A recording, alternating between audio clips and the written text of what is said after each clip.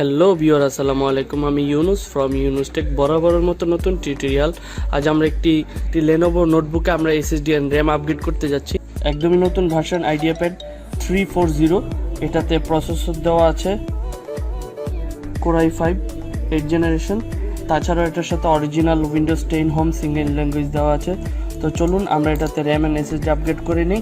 আমাদের র্যাম আর এসএসডি আমরা যেটা আপগ্রেড করতে যাচ্ছি সেটা যদি আপনাদেরকে একটু দেখাই, সেটা হলো আমরা গিগাবাইটের M.2 NVMe SSD and RAM upgrade করছি DDR4।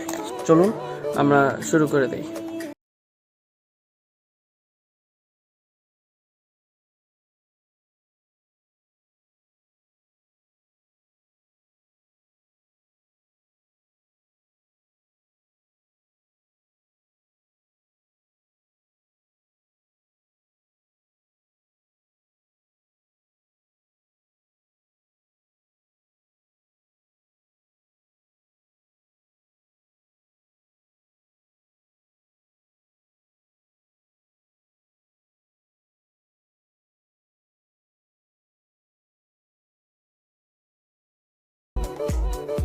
সো ভিউয়ার, দেখলেন কিভাবে আমরা লেনোভো আইডিয়াপ্যাডের এই নোটবুকটিতে র্যাম এন্ড এসএসডি আপগ্রেড করে ফেলেছি।